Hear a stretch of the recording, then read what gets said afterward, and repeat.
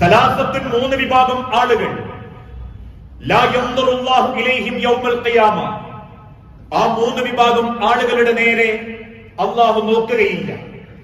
അള്ളാഹുവിന്റെ ഒരു ശ്രദ്ധയും അത്തരക്കാർക്ക് നേരെ ഉണ്ടാവുകയില്ല. വലിയ അമലുകളുമായി കാത്തിരിക്കുന്നവരായിരിക്കും, നാട്ടിൽ നല്ല സൽപ്പേരുള്ളവരായിരിക്കും, പേരുകെട്ട ജനങ്ങൾക്കിടയിൽ അറിയപ്പെടുന്ന തറവാട്ടിലുള്ളവരായിരിക്കും, ദുനിയാവിൽ ജനങ്ങളൊക്കെ ബഹുമാനിച്ച വ്യക്തിയായിരിക്കും. എങ്കിലും ലാ യൻദുറുല്ലാഹ്, ആ റബ്ബിന്റെ മഹ്ശറയിൽ വെച്ച് അവരെ റബ്ബ് പരിഗണിക്കുന്നില്ല. അള്ളാഹു അവരെ നോക്കുക പോലും ചെയ്യുന്നില്ല. അത്ഭുതത്തോടെ സഹാബാക്കളോട് ചോദിച്ചു, റസൂലേ, ആരൊക്കെയാണ് ആ മൂന്ന് പേർ? നബി സല്ലല്ലാഹു അലൈഹി വസല്ലം ആദ്യമായിട്ട് എണ്ണി, അൽ ആഖു ലിവാലിദൈഹി, സ്വന്തം മാതാപിതാക്കളോട് ദ്രോഹം ചെയ്ത മക്കൾ, സ്വന്തം മാതാപിതാക്കളുടെ മനസ്സ് വേദനിപ്പിച്ച മക്കൾ. അൽ ആഖു എന്ന വാക്കിന് നിർവചനം കൊടുക്കുന്നത് വാക്കുകൊണ്ടോ പ്രവൃത്തി കൊണ്ടോ ഉമ്മയുടെയും വാപ്പയുടെയും നെഞ്ചകത്തിനുള്ളിൽ ഒരു പോറലേൽപ്പിച്ച മക്കൾ. ആ മക്കൾക്ക് നേരെ പടച്ച റബ്ബിന്റെ ഒരു നോട്ടവും ഉണ്ടാവുകയില്ല. ആലോചിച്ചു നോക്കൂ, ഇന്നത്തെ കാലഘട്ടത്തിൽ ഒരുപാട് കുടുംബങ്ങളിൽ ഒരുപാട് മാതാപിതാക്കൾ ഒറ്റപ്പെട്ടുകൊണ്ടിരിക്കുകയാണ്. വേണ്ടപ്പെട്ട പരിഗണന ലഭിക്കാതെ മനസ്സ് വേദനിച്ച് ജീവിക്കുന്ന എത്ര രക്ഷിതാക്കൾ നമ്മുടെ കൂട്ടത്തിലുണ്ട്. പല കുടുംബത്തിലും മക്കൾ അതിഥികളാണ്. സ്വന്തം കുടുംബത്തെയും കുട്ടി വാപ്പന്റെ ഉമ്മന്റെ അരികിൽ വന്ന് വെപ്രാണപ്പെട്ട് ബാധ്യതകൾ തീർക്കുന്നു എന്ന കോലത്തിൽ അല്പം മണിക്കൂറുകൾ മാത്രം വാപ്പനെയും ഉമ്മനെയും സന്തോഷിപ്പിച്ചു പോകുന്നവര്, പിന്നീട് മണിക്കൂറുകളോളം അവരെ നോക്കാനോ അവരുടെ ആവശ്യങ്ങളൊന്നും ചിന്തിക്കാൻ പോലും നേരം കിട്ടാത്ത മക്കൾ. അതുകൊണ്ടാണല്ലോ ഏതാനും ചില ദിവസങ്ങൾക്ക് മുൻപ് നമ്മളെ തൊട്ടയൽ പ്രദേശത്തുള്ള ഒരു മഹല്ലിൽ സംഭവിച്ചൊരു ദാരുണമായ സംഭവം. ഒരു വാപ്പാക്കും ഉമ്മാക്ക് 3 മക്കൾ. വാപ്പയും ഉമ്മയും നല്ല ധനാഢ്യര, ജോലിയുള്ളവരാ. വാപ്പയാവട്ടെ 70 ഉറുപ്പ്യന്റെ മേലെ, 1000ന്റെ മേലെ നാട്ടിൽ മാസത്തിൽ പെൻഷൻ വാങ്ങുന്ന ഒരു വാപ്പയാ, പ്രൊഫസറാ. 3 മക്കളെയും പഠിപ്പിച്ചു. 3 മക്കളും സ്റ്റേറ്റ്സ് തെരഞ്ഞെടുത്തു. അവസാനം ഒറ്റപ്പെട്ട് തന്റെ വീടിനുള്ളിൽ നരകിച്ച് ജീവിക്കുന്ന ഉമ്മ, വാപ്പാന്റെ ഭർത്താവിന്റെ കൺമുൻപിൽ വെച്ച് ആ ഉമ്മ ഏറെ സങ്കടം സഹിച്ചു മരിച്ചു. പല മക്കളെയും വിവരമറിയിച്ചു, ഒരാളെങ്കിലും വന്നു നിൽക്കാൻ. ആർക്കും താല്പര്യമില്ലാതായപ്പോ, വീട്ടിൽ നിർത്തുന്ന ഹോം നേഴ്സിന്റെ പീഡനം കൂടിയായപ്പോ അവർക്ക് അവസാനം നരകിച്ച് ആ ഉമ്മ മരണപ്പെട്ടു. മരിച്ചതിന്റെ 3 മാസങ്ങൾക്ക് ശേഷം ആ വാപ്പയും ആത്മഹത്യ ചെയ്തു. മുസ്ലിം കുടുംബങ്ങളിൽ 70,000ന്റെ മേലെ മാസത്തിൽ പെൻഷൻ വാങ്ങുന്ന ഒരു വാപ്പക്ക് പോലും ഇത്തരത്തിൽ പിടിച്ചു നിൽക്കാൻ സാധിക്കുന്നില്ലെങ്കിൽ പണമല്ല മുഖ്യം, നമ്മൾ കൊടുക്കുന്ന പണമല്ല രക്ഷിതാക്കൾക്ക് മുഖ്യം. ചേർന്ന് നിന്ന് ആശ്വസിപ്പിക്കുന്ന വാക്കുകളും ഞങ്ങളുണ്ടെന്ന ഒരു ധൈര്യവും, അതാണ് മാതാപിതാക്കൾ ആഗ്രഹിക്കുന്നതെങ്കിൽ ഒരു അതിഥിയെ പോലെ ഏതെങ്കിലും കൊല്ലത്തിൽ ഒരു മാസം വന്ന് നോക്കി ബാക്കിയൊക്കെ ഞാൻ മറ്റുള്ളവരെ ഏൽപ്പിച്ചു എന്ന് നമുക്ക് സ്വയം സമാധാനിക്കാമെങ്കിലും അതിന്റെ 100 ഇരട്ടി വേദന അറിയിക്കാതെ ഒരു മക്കളെയും അല്ലാഹു തആല ദുനിയാവിന്ന് തിരിച്ചു പിടിക്കുകയില്ല.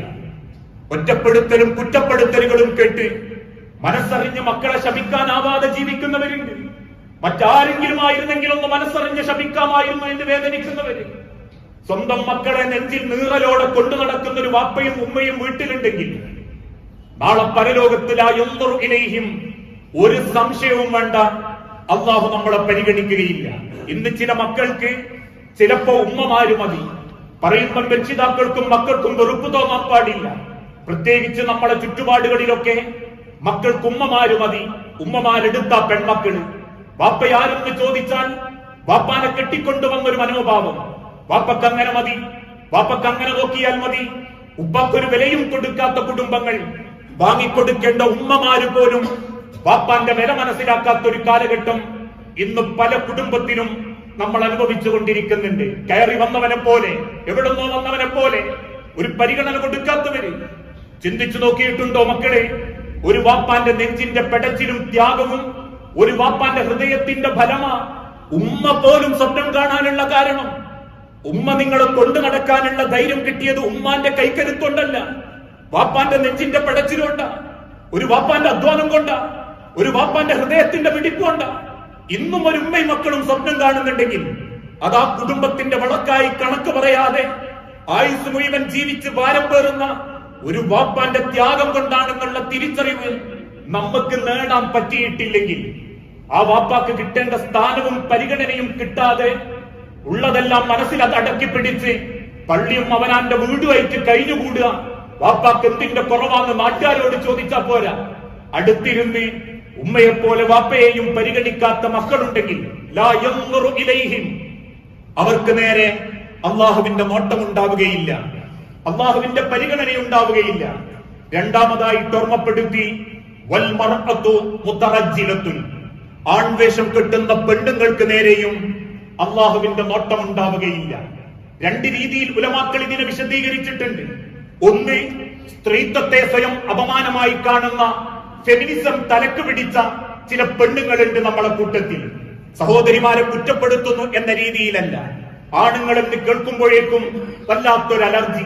ഞങ്ങൾക്ക് ആണുങ്ങളെ പോലെ ജീവിക്കണം, ആണ് ചെയ്യുന്നതൊക്കെ ഞങ്ങൾക്ക് ചെയ്യണം, രാത്രി 1 മണിക്ക് ഞങ്ങൾക്ക് റോട്ടിൽ കൂടെ നടക്കണം, ഞങ്ങൾക്ക് ആണുങ്ങൾ പറയുന്ന പോലെ പറയണം, ആണുങ്ങൾ കുടിക്കുന്ന പോലെ കുടിക്കണം, ആരെങ്കിലും അത് തെറ്റാണ്, പെണ്ണിന്റെ ശരീരത്തിനാണ് സ്ത്രൈണത, അതുകൊണ്ട് നീ വീട്ടിലിരുന്നാ മതി എന്ന് പറയുമ്പം അവനെ പെൺവിരോധിയാക്കി ചിത്രീകരിക്കുകയും പെണ്ണെന്നാൽ ആണിനെ പോലെ, ആണിന്റെ കോലത്തിൽ ജീവിക്കല സ്ത്രീത്വം പുരോഗമനം എന്ന് തെറ്റിദ്ധരിക്കുന്ന ചില പെൺമക്കളുണ്ട്, ഭാര്യമാരുണ്ട്. അതുകൊണ്ട് തന്നെ ആ സ്ത്രീത്വത്തെ അവർ സ്വയം അപമാനമായി കാണുന്നു. പക്ഷെ അല്ലാഹു തആല ഓർമ്മപ്പെടുത്തി, അല്ലാഹ് സ്വർഗം പടച്ചത് ഒരു പെണ്ണിന്റെ കാലിന്റെ ചുവട്ടിലാ, ഉമ്മാന്റെ കാലിന്റെ ചുവട്ടിൽ. സ്വർഗത്തിന്റെ 8 വാതിലുകളും അല്ലാഹ് തുറന്നു കൊടുക്കുമെന്ന് പറഞ്ഞത് ഒരു ഉമ്മാക്ക് മാത്രമാ, ഒരു പെണ്ണിന് മാത്രമാ. ഈ ലോകത്തിന്റെ നിലനിൽപ്പ് പോലും, ഈ ലോകത്തിന്റെ ഓരോ മനുഷ്യര് പോലും ഒരു ഉമ്മാന്റെ വയറ്റിൽ കിടന്നവരാണെങ്കിൽ ആ സ്ത്രീത്വത്തെ അപമാനമായി കണ്ട് ആണിനെ പോലെ ജീവിക്കണം, ആണിന്റെ കോലം കെട്ടണം, ഒരാണിന്റെ മാതിരി ജീവിതത്തിലേക്ക് ചിട്ടകൾ ഉണ്ടാക്കണം എന്ന് ചിന്തിക്കുന്ന സ്ത്രീകൾ, അതോടൊപ്പം ആ ശാക്തീകരണം എന്നാൽ ആണാവലാണ് എന്ന ഒരു ദുഷിച്ച ചിന്ത മനസ്സിൽ കൊണ്ടടക്കുന്നവര്. അതുകൊണ്ട് ആ ജെൻഡർ ന്യൂട്രാലിറ്റി വന്നത്, ജെൻഡർ ഈക്വാലിറ്റി വന്നത്. പെണ്ണിനെ പോലെ അല്ലെങ്കിൽ പെണ്ണ് ആണിനെ പോലെ ജീവിക്കണം എന്ന ചിന്ത. രണ്ടാമതൊരു രീതി, ആണിനെ വകവെക്കാത്ത പെണ്ണുങ്ങളായിരിക്കും, ആണിനൊരു വിലയും കൊടുക്കാത്ത സ്ത്രീകൾ. അഥവാ ആണിനെ പോലെ, ആണുണ്ടെങ്കിലും ഞങ്ങളാണ് മെയിന്, ഞങ്ങളാണ് വലിയ ആൾക്കാര് എന്ന ബോധത്തിൽ ജീവിക്കാൻ ആണിനെ വകവെക്കാതെ അവഗണിച്ചുകൊണ്ട് വില കൊടുക്കാതെ ജീവിക്കുന്ന പെണ്ണുങ്ങളും അള്ളാഹുവിന്റെ നോട്ടത്തിനെതിരായിരിക്കും. ഇന്നത്തെ കാലഘട്ടത്തിൽ സ്വയം വിലയുണ്ടാക്കാൻ വേണ്ടി പരക്കം പായുന്ന ഒരുപാട് കുടുംബത്തിലെ ഉമ്മമാരെ നമുക്ക് കാണാൻ സാധിക്കും, പെൺകുട്ടികളെ കാണാൻ സാധിക്കും. ആണിനെ പരിഹസിക്കുന്നവൻ, സ്വന്തം മക്കൾക്കിടയിൽ പോലും വാപ്പാക്ക് സ്ഥാനം വാങ്ങിക്കൊടുക്കാത്തവർ. പല വിഷയങ്ങളും ഉണ്ടാകുമ്പോ അതിനോടത് പറയാത്തതാ നല്ലത്, മൂപ്പർക്കൊരു വിവരവും ഇല്ല എന്ന് മക്കൾക്കിടയിൽ പോലും വാപ്പാന്റെ സ്ഥാനം ഇടിച്ചു താഴ്ത്തുന്നവർ. ഇങ്ങനെ ആണിനെ വകവെക്കാതെ ജീവിക്കുന്ന പെണ്ണുങ്ങൾക്ക് നേരെയും ലാ യൻദുറുല്ലാ, അള്ളാഹുവിന്റെ നോട്ടമുണ്ടാവുകയില്ല. മൂന്നാമതായി വദ്ദുയൂർ, തോന്നിവാസത്തിന് കൂട്ടുനിൽക്കുന്ന ഗൃഹനാഥൻ, വീട്ടിലെ വൃത്തികേടുകൾക്കും തോന്നിവാസങ്ങൾക്കും ഒരു മൗനാനുവാദം കൊടുക്കുന്ന ഗൃഹനാഥൻ, വാപ്പയെ അള്ളാഹു പരിഗണിക്കുകയില്ല. ഇന്ന് ചില വാപ്പമാര് പറയുന്നത് പോലെ ഞാൻ ഒന്നിനും ഇടപെടാറില്ല, ഞാൻ ഒന്നിലേക്കും തലയിടാറില്ല, അവരെന്തെങ്കിലും ചെയ്യട്ടെ, കാരണം ഞാൻ എന്റെ കബറിൽ ഞാൻ ഒറ്റക്കല്ലേ, വീട്ടിൽ അത് നടക്കുന്നു, പേക്കൂത്ത് നടക്കുന്നു, തോന്നിയാസങ്ങൾ നടക്കുന്നു, ഞാൻ അതിലൊന്നും ഇടപെടാറില്ല എന്ന് പറയുന്നത് ഒരു നല്ല സ്വഭാവമായിട്ട് അല്ലാഹ് പരിചയപ്പെടുത്തുന്നില്ല. കുടുംബം കൊണ്ടു നടക്കാൻ, ആ വീട്ടിന്റെ ഗൃഹത്തിന്റെ നന്മ അന്വേഷിക്കാൻ ആണിനെയാണ് അല്ലാഹു തആല ഏൽപ്പിച്ചതെങ്കിൽ ആ ഗൃഹത്തിന് അല്ലെങ്കിൽ അത്തരത്തിലുള്ള വീടുകൾക്ക്, കുടുംബങ്ങൾക്ക് തോന്നിവാസത്തിന് ഔനുവാദം കൊടുക്കുന്ന മൗനം പോലും വാപ്പാര് ചോദ്യം ചെയ്യപ്പെടും. ആ വീട്ടിൽ നടക്കുന്ന തോന്നിവാസത്തിന് മൗനാനുവാദം കൊടുത്താൽ പോലും ഉപ്പമാര് ചോദ്യം ചെയ്യപ്പെടും. വദ്ദയൂസ് എന്ന ഈ വിശദീകരണത്തിന് ഉലമാക്കൾ കൊടുക്കുന്ന മറുപടി, എന്തുണ്ടെങ്കിലും മിണ്ടാൻ പേടിയുള്ള വാപ്പ, എന്ത് തോന്നിയാസം കണ്ടാലും കമാന്നൊരക്ഷരമുണ്ടാത്ത വാപ്പ. അത് ടി വി ആവട്ടെ, മറ്റേതെങ്കിലും തോന്നിയാസാവട്ടെ, അല്ലെങ്കിൽ അള്ളാഹ്ക്ക് നിരക്കാത്തതാവട്ടെ, മറ്റേതെങ്കിലും തരത്തിലുള്ളതാവട്ടെ, നമ്മളെ കാര്യം പള്ളിയും പൊരി അല്ലെങ്കിൽ പള്ളിയും നിൽക്കാലോ എന്ന നിലക്ക് ജീവിക്കുന്ന വാപ്പാര് അള്ളാഹു പരിചയപ്പെടുത്തി, അവരും പടച്ച റബ്ബിന്റെ കോടതിയിൽ അള്ളാന്റെ നോട്ടത്തിനെതിരായിരിക്കും. നന്മയിൽ ശ്രദ്ധിക്കാത്തതോടൊപ്പം നമ്മളൊന്ന് ചിന്തിച്ചു നോക്കൂ, നമ്മുടെ കുടുംബത്തിൽ എന്തൊക്കെ സൂക്ഷിക്കാൻ നമ്മളെ കൊണ്ട് സാധിച്ചിട്ടുണ്ട്, അള്ളാന്റെ ബർക്കത്തിറങ്ങുന്ന വീടാണോ? എന്റെ വീട്ടിലേക്ക് കയറി വരുമ്പം പള്ളിയിൽ നിന്നും എന്റെ കൂടെ വരുന്ന മലക്കുകൾ എന്റെ വീട്ടിൽ കയറാൻ സാധിക്കാറുണ്ടോ? എന്റെ സുബഹിക്ക് എഴുന്നേറ്റ് പോകുമ്പം എന്റെ കുടുംബത്തിൽ അള്ളാന്റെ ബർക്കത്തിന്റെ മാലാഖമാർ ഇറങ്ങി വരാൻ മാത്രം എന്റെ വീട്ടിൽ അതിനുള്ള സൗകര്യങ്ങളുണ്ടോ? എന്റെ വീട്ടിൽ ഇബാദത്ത് നടക്കാറുണ്ടോ? എന്റെ വീട്ടിൽ ഖുർആനോത്ത് നടത്താറുണ്ടോ? എന്റെ വീട്ടിൽ ഒരു നല്ല സംസാരം നടക്കാറുണ്ടോ? എന്റെ വീട്ടിൽ മാന്യമായ ഇടപെടലുകൾ നടക്കാറുണ്ടോ? അന്യന്റെ പരദൂഷണങ്ങളും പച്ചയിറച്ചിയും തിന്നാത്ത വീടാണോ? ഇങ്ങനെ ഒരു വിഷയത്തിലും ചിന്തിക്കാതെ ഞാൻ ഇന്റെ കാര്യം, ഇന്റെ വള്ളി, ഇന്റെ ഇബാദത്ത്, ഇന്റെ കവറിൽ ഞാൻ ഒറ്റക്കല്ലേ എന്ന് ചിന്തിച്ച് നടക്കുന്ന വാപ്പാർക്ക് നേരെയും ഗൃഹനാഥന്റെ നേരെയും അള്ളാന്റെ നോട്ടമുണ്ടാവുകയില്ല. മറ്റൊരു ഭാഗത്ത് അല്ലാഹുവിന്റെ ഹബീബായ നബി സല്ലല്ലാഹു അലൈഹി വസല്ലം ഓർമ്മപ്പെടുത്തി, മൻ ജറ സൗബഹു ഖുയലാ, ആരെങ്കിലും അഹങ്കാരത്തോടു കൂടി വസ്ത്രം വലിച്ചയച്ചാൽ ലം യൻദുറുല്ലാഹു ഇലൈഹി, അവന്റെ നേരെയും അള്ളാഹുവിന്റെ നോട്ടമുണ്ടാവുകയില്ല. അഹങ്കാരത്തോടുകൂടി അവന്റെ വസ്ത്രത്തിൽ അവൻ കാണിക്കുന്ന അഹങ്കാരത്തോടുകൂടി വസ്ത്രം അവൻ വലിച്ചയച്ചാൽ, അതാണാവട്ടെ പെണ്ണാവട്ടെ, നാളെ റബ്ബിന്റെ നോട്ടം അത്തരക്കാർക്ക് നേരെ ഉണ്ടാവുകയില്ല. ഉലമാക്കൾ ഇതിനെ വിശദീകരിച്ചു തന്നു. വസ്ത്രത്തിൽ ദൂർത്ത് കാണിക്കുന്നവരും ഈ വിഭാഗത്തിൽ പെടും. ഇന്ന് പല കുടുംബത്തിലും ഷെൽഫുകളിൽ വസ്ത്രങ്ങൾ നിറയുക, പല അലമാലകളിലും നിറയുക. ആഴ്ചക്കാഴ്ചക്ക് വാങ്ങിക്കൂട്ടുന്നവർ, വെറൈറ്റിക്ക് വേണ്ടി വെപ്രാളപ്പെടുന്നവർ, വീട്ടിൽ നിന്നും പുറത്തിറങ്ങാത്തവർക്ക് പോലും നിരവധി വസ്ത്രങ്ങൾ, ഒരു വീട്ടിന്റെ പോർച്ചിൽ പോലും നിരവധി ചെരുപ്പുകൾ, ധരിക്കാത്ത നിരവധി വസ്ത്രങ്ങൾ വീട്ടിന്റെ അകത്തളങ്ങളിൽ. ഇങ്ങനെ അഹങ്കാരത്തിന് വേണ്ടി മാത്രം, ജനങ്ങളുടെ കണ്ണിൽ ഭംഗിയുണ്ടാക്കാൻ വേണ്ടി മാത്രം, മറ്റുള്ളവര് അയ്യേ എന്ന് പറയരുത് എന്ന ദുഷ്ടധൂർത്ത ചിന്ത കൊണ്ട് മാത്രം വെറൈറ്റി വസ്ത്രങ്ങൾ ആഴ്ചക്കനുസരിച്ച് വാങ്ങി അതിൽ അഹങ്കരിച്ച് നടക്കുന്നവർക്ക് അള്ളാഹുവിന്റെ നോട്ടമുണ്ടാവുകയില്ല. ഈ പറഞ്ഞതിന്റെ അർത്ഥം വസ്ത്രം വേണ്ട എന്നല്ല. പക്ഷെ ഇന്ന് പല കുടുംബത്തിലും വസ്ത്രം വലിയ ധൂർത്തായി മാറിക്കൊണ്ടിരിക്കുന്നുണ്ട്. വസ്ത്രമുണ്ടെങ്കിലേ വീട്ടിന്റെ പുറത്തിറങ്ങൂ എന്ന് വാശി പിടിക്കുന്നവര്, കഴിഞ്ഞ ഞായറാഴ്ചത്തേത് പോരാ, ഈ വ്യാഴാഴ്ചത്തേക്ക് വേറെ വേണം, ഈ വ്യാഴാഴ്ചത്തേത് പോരാ, അടുത്ത ഞായറാഴ്ചത്തേക്ക് വേറെ വേണം. ഈ അത്യാഗ്രഹത്തിന്റെയും ഈ ആഡംബരത്തിന്റെയും മനസ്സ് വെച്ച് വസ്ത്രത്തിൽ നിയന്ത്രണം കാണിക്കാതെ അനാവശ്യമായ വസ്ത്രങ്ങൾ വാങ്ങിക്കൂട്ടുകയും ധൂർത്ത് കാണിക്കുകയും ചെയ്യുന്നവർക്ക് നേരെയും അള്ളാഹുവിന്റെ നോട്ടമുണ്ടാവുകയില്ല. ഇങ്ങനെ അഹങ്കരിക്കുന്നവരെ അല്ലാഹു തആല പരലോകത്ത് ചെയ്യുന്ന രീതിയും നബി സല്ലല്ലാഹു അലൈഹി വസല്ലം വിശദീകരിച്ചു. യുഹ്ശറുൽ മുതകബ്ബിറൂന യൗമൽ ഖിയാമ, ഖിയാമത്ത് നാളിൽ ഈ അഹങ്കാരികളെ അല്ലാഹു തആല ഒരുമിപ്പിച്ചു കൂട്ടുന്നത് അംസാലദ് ദർരി, ഉറുമ്പ് കൂട്ടങ്ങളെ പോലെയായിരിക്കും. ഉറുമ്പിന്റെ വലുപ്പേ അവർക്കുണ്ടാകൂ. ഫീ സൂരി റിജ്ലി, മനുഷ്യന്റെ കോലവുമായിരിക്കും, മനുഷ്യന്റെ ഉടലായിരിക്കും, ഉറുമ്പിന്റെ വലുപ്പേ ഉണ്ടാകൂ. യഗ്ശാഹുമുദ്ദുല്ല മിൻ കുല്ലി മകാൻ, എല്ലാ സ്ഥലത്തും ആൾക്കാർ ഇത്തരക്കാരെ നിന്ദ്യതയോടെ പരിഹസിക്കും. ഇക്കണ്ട ഓടിക്കണക്കിന് മനുഷ്യർക്കിടയിൽ ഉറുമ്പുകളെ പോലെ വലുപ്പമുള്ള കുള്ളന്മാരാക്കി അള്ളാഹു അവരെ അപമാനിക്കാനുള്ള കാരണം വസ്ത്രത്തിന്റെ കാര്യത്തിൽ ഒരു നിയന്ത്രണവും ചെയ്യാതെ അത്തരത്തിൽ അഹങ്കാരത്തിനും മറ്റുള്ളവരെ ബോധ്യപ്പെടുത്താനും വേണ്ടി വസ്ത്രം വാങ്ങിക്കൂട്ടി ദൂർത്ത് കാണിക്കുന്ന ആളുകൾ. മൂന്നാമതായി മറ്റൊരു ഹദീസിൽ കാണാം, സലാസത്തുൻ ലാ യുകല്ലിമുഹുല്ലാഹ്, മൂന്ന് വിഭാഗം ആളുകളെ അള്ളാഹു നോക്കുന്നില്ല, സംസാരിക്കുന്നില്ല. വലാ യുസക്കീഹിം, റബ്ബ് അവർക്ക് യാതൊരു പരിഗണനയും ഒരു നന്മയും അള്ളാഹു വരുത്തുന്നില്ല. വലാ യൻദുറു ഇലൈഹിം, അള്ളാഹുവിന്റെ നോട്ടവും അവർക്കില്ല. മാത്രമല്ല വലഹും അദാബുൻ അലീം, വേദനാജനകമായ ശിക്ഷ അവർക്ക് അള്ളാഹു ഒരുക്കി വെക്കുകയും ചെയ്യുന്നുണ്ട്. ഒന്നാമത്തത് ഷെയ്ഖുൻ ജാനി, വൃദ്ധനായ വ്യഭിചാരി. പ്രായം മക്കളെ കെട്ടിക്കാനായിട്ടുണ്ടെങ്കിലും കെട്ടിച്ചിട്ടുണ്ടെങ്കിലും പെണ്ണ് വിഷയത്തിൽ വലിയ താല്പര്യം, കണ്ണുകൊണ്ടും ശരീരം കൊണ്ടും അന്യ പെണ്ണുങ്ങളെ വലുപ്പച്ചെറുപ്പം നോക്കാതെ തന്റെ ശരീരത്തിന്റെ അവസ്ഥ കവറിലേക്കുള്ള അടയാളങ്ങൾ കാണിച്ചാൽ പോലും ഷെയ്ഖുൻ ജാനി പെണ്ണ് വിഷയത്തിൽ വലിയ താല്പര്യമുള്ളവനാ. അതൊന്ന് കാണാനും അറിയാനും ആ മാനസികാവസ്ഥയിൽ ജീവിക്കുന്ന വ്യഭിചാരികളായ വൃദ്ധന്മാരെ അള്ളാഹു പരിഗണിക്കുന്നില്ല. വമലിക്കുൻ കദ്ദാബ്, കള്ളനായ ഭരണാധികാരി, ഒരു ഉത്തരവാദിത്തം ഏറ്റെടുത്ത് അത് രാജ്യത്തിൻ്റെതാവട്ടെ മഹലിൻ്റെതാവട്ടെ രണ്ടാളുകൾക്കിടയിലുള്ള പ്രശ്നമാവട്ടെ തൊലാഖിന്റെ വിഷയമാവട്ടെ, അതിന്റെ ഇടയിൽ നിൽക്കുമ്പം മലിക്കുൻ കദ്ദാബ്, കള്ളത്തരങ്ങൾക്ക് പ്രാധാന്യം കൊടുക്കുന്ന മധ്യസ്ഥൻ, നേതാവ്, അവനവന്റെ നേട്ടം മാത്രം വിചാരിച്ച് കിട്ടാനുള്ളത് പ്രതീക്ഷിച്ച് വാക്കുകൾ മാറ്റിപ്പറയുന്ന കള്ളൻ, വാക്കുകൾ കോട്ടിമാറ്റി പറയുന്ന കദ്ദാബ്, അവന്റെ നേരെയും അള്ളാഹുവിന്റെ നോട്ടം മുമ്പുണ്ടാവുകയില്ല. മൂന്നാമത്തത്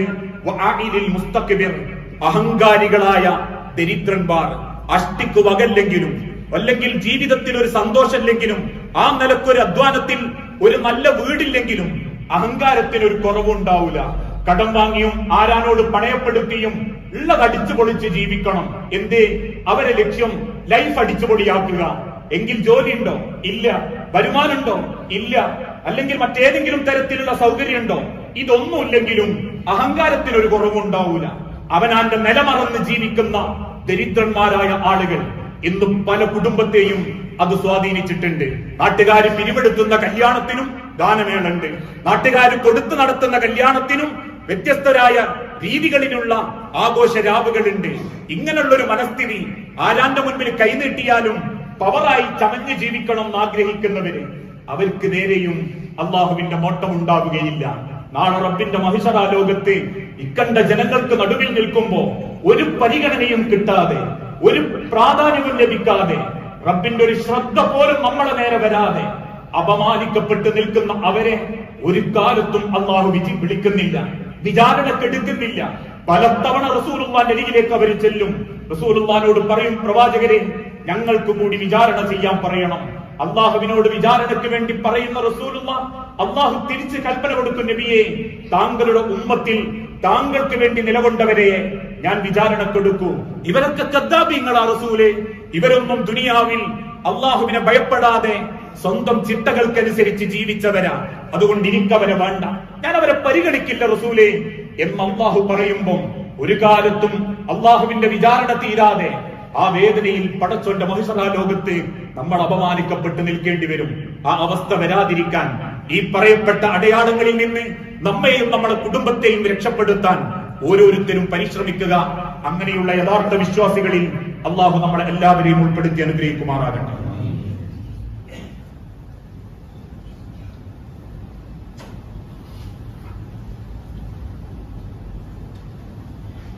അൽഹംദുലില്ലാഹ് വസ്സലാത്തു വസ്സലാമു അലാ റസൂലിൽ അമീൻ വഅലാ ആലിഹി വഅസ്ഹാബിഹി അജ്മഈൻ. അമ്മാ ബഅദ്. യാ അയ്യുഹന്നാസ് ഊസീകും സാനിയം ബിതഖ്വല്ലാഹ്. ജീവിതത്തിന്റെ ഒരു രംഗത്തും അള്ളാഹുവിനെ മറന്നുപോകരുത് എന്ന് എന്നോടെന്ന പോലെ നമ്മളിൽ ഓരോരുത്തരോടും വസിയത്ത് ചെയ്യുകയാണ്, ഉപദേശിക്കുകയാണ്. ഇന്ന് നമ്മളുടെ ഈ ജീവിതത്തിനിടയിൽ ഒരുപക്ഷെ നമ്മൾ ഇവിടെ നിന്ന് കേൾക്കുന്ന കാര്യങ്ങളും മറ്റേത് വയലുകളിലൂടെ നമ്മൾ കേൾക്കുന്ന കാര്യങ്ങളും മുൻപൊക്കെ നമ്മൾ പലരിൽ നിന്നും കേട്ടതായിരിക്കാം. ഒരുപക്ഷെ പലതും നമുക്ക് അറിവുള്ളതായിരിക്കാം.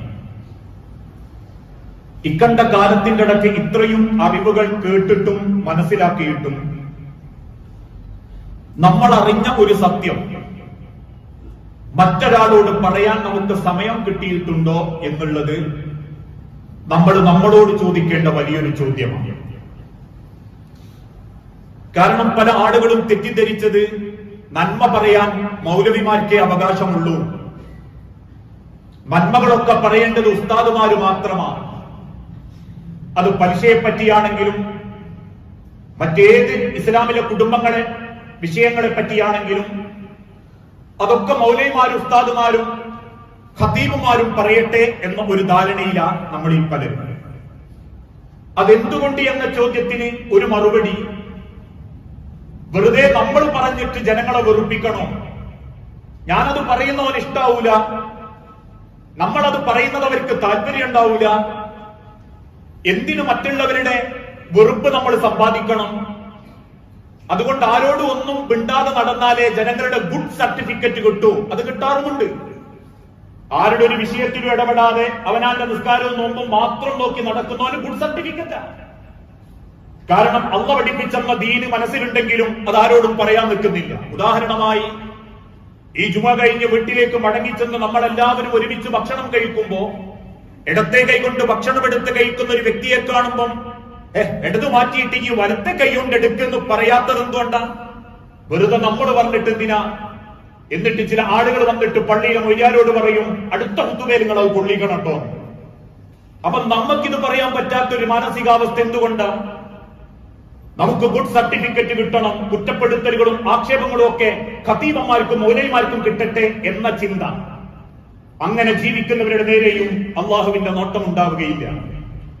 ഓരോരുത്തരിലും അള്ളാഹു ഏൽപ്പിച്ചു തന്നതാ. ജനങ്ങളിൽ ഏറ്റവും നല്ലവനാണ് അവനാന്റെ ഇബാദത്ത് മാത്രം നോക്കി പള്ളിയിൽ വന്ന് നിസ്കരിച്ച് വക്ത് തെറ്റാണ്ട് നാട്ടുകാർക്ക് 100 കൊടുത്ത് തരക്കേടില്ലാണ്ട് ഖുർആൻ ഓതി ഇടയ്ക്കിടക്ക് സുന്നത്തും ഒക്കെ എടുത്ത് ജീവിക്കുന്നവന് ഗുഡ് സർട്ടിഫിക്കറ്റ് അള്ളാഹ് നിശ്ചയിച്ചിട്ടില്ല. അള്ളാഹു പറഞ്ഞ ഏറ്റവും ഗുഡ് ഓന്റെ ഒന്നാമത്തെ യോഗ്യത ഓൻ പഠിച്ചത് മറ്റൊരാളോട് പറയാൻ ഓൻ മെനക്കെട്ടിട്ടുണ്ട് എന്നാണ്, അവനതിന് അധ്വാനിച്ചിട്ടുണ്ട് എന്നാണ്. എന്നിട്ടേ അള്ളാഹ് പറയുന്നു എന്നിട്ടോ എന്റെ നിസ്കാരത്തിനും നോമ്പിനും ഒക്കെ ഞാൻ വിലയിടൂ, എന്നിട്ടേ ഞാൻ അവന്റെ ഇബാദത്തിന് വിലയിടൂ. അതുകൊണ്ട് അങ്ങനെ മൂടിവെക്കുന്ന ആളുകളെ പറ്റി നബി സല്ലല്ലാഹു അലൈഹി വസല്ലം ഓർമ്മപ്പെടുത്തി, മാമിൻ റജുലിൻ യഹ്ഫദു ഇൽമൻ ഫയക്തുമുഹു, ആർക്കെങ്കിലും ഒരു അറിവുണ്ടാവുകയും ആ അറിവ് അവൻ മറച്ചു വെക്കുകയും ചെയ്താൽ ഇല്ലാ ഊതിയ ബിഹി യൗമൽ ഖിയാമത്ത മുൽജമൻ ബിലിജാമിൻ മിനന്നാർ, നാളെ പരലോകത്ത് അവൻ വരുന്നത് നരകത്തീയുടെ കടിഞ്ഞാണുകൾ അവന്റെ എല്ലാ ഭാഗത്തും പടച്ചോൻ ചുറ്റികെട്ടിയിട്ടായിരിക്കും. നരകത്തീയുടെ ഒരു കടിഞ്ഞാൺ എന്ന് പറഞ്ഞാൽ മുക്കിലൂടെയും വലിച്ചു കയറ്റും. ചിലത് അവന്റെ കഴുത്തിലുണ്ടാകും, കൈകാലുകളിൽ ഉണ്ടാകും. ചങ്ങലകൾ ബന്ധിക്കുന്നത് പോലെ നരകത്തിന്റെ തീജ്വാലകൾ കയ്യിലും കാലിലും മൂക്കിലും ശരീരമൊട്ടാകെയും വരിഞ്ഞു മുറുക്കുന്ന അവനെ കണ്ട ഉറപ്പിച്ചോ, ഒരു ഇൽമ കിട്ടിയിട്ടും അതൊരാളോട് പറയാൻ താല്പര്യമല്ലാതെ ജനങ്ങളെ സർട്ടിഫിക്കറ്റ് കിട്ടണമെന്ന് മാത്രം ആഗ്രഹിച്ച് ജീവിച്ചോന് അവന്റെ നേരെയും അള്ളാഹുവിന്റെ പരിഗണനയുണ്ടാവുകയില്ല. അതുകൊണ്ട് സഹോദരങ്ങളെ, ഈ പറഞ്ഞതിന്റെ അർത്ഥം അവസരങ്ങളും സാഹചര്യങ്ങളും നോക്കാതെ വെറുപ്പിക്കണം എന്നല്ല, മറിച്ച് ഇത്തരത്തിലുള്ള നന്മകളൊക്കെ നമ്മളെ ജീവിതത്തിലൂടെയും നമ്മൾ ഏറ്റെടുക്കണം. നാളെ വളർന്നു വരുന്ന ഒരു തലമുറയിൽ അത്തരത്തിൽ പറഞ്ഞു കൊടുക്കാനുള്ള ആളുകൾ കുറഞ്ഞുകൊണ്ടിരിക്കുക. അറബിക് കോളേജുകളിൽ കുട്ടികളില്ല, മദ്രസയിൽ പോലും ആ മക്കളില്ല. നാളെ മറ്റന്നാള് ഒരു മിമ്പറുകൾ കീഴടക്കേണ്ടത് ഇതേപോലെ അന്യനാട്ടിൽ നിന്നും അത്യാവശ്യം മലയാളം പഠിച്ചവർ തന്നെ പറയേണ്ടി വരുന്ന ഒരു അവസ്ഥയിലേക്ക് വരാതിരിക്കാൻ നമ്മളൊക്കെ പ്രബോധകന്മാരാവണം. അതൊരാളുടെയും കുത്തകയല്ല, ഒരാളുടെയും അവസരമായി അത്രമായിട്ടവ നിശ്ചയിച്ചതല്ല. ആ തിരിച്ചറിവോടുകൂടി നമ്മളാൽ കഴിയുന്ന നന്മകൾ നമ്മളാൽ കണ്ട് പ്രചരിപ്പിക്കാൻ ശ്രമിക്കുക. അങ്ങനെ ചിന്തിക്കുന്ന യഥാർത്ഥ വിശ്വാസികളിൽ അള്ളാഹു നമ്മളെ എല്ലാവരെയും ഉൾപ്പെടുത്തി അനുഗ്രഹിക്കുമാറാവട്ടെ. റബ്ബേ, അറിഞ്ഞും അറിയാതെയും ചെയ്തു കൂട്ടിയിട്ടുള്ള സർവ്വ പാപങ്ങളും പുറത്ത് നിന്റെ സ്വർഗത്തിൽ ഇതേ രൂപത്തിൽ നീ ഞങ്ങളെ ഒരുമിപ്പിച്ചു കൂട്ടാനാണ്. അസുഖം ബാധിച്ച ഒരുപാട് ആളുകൾ ഞങ്ങളിൽ പ്രയാസപ്പെടുന്നുണ്ട് റബ്ബേ.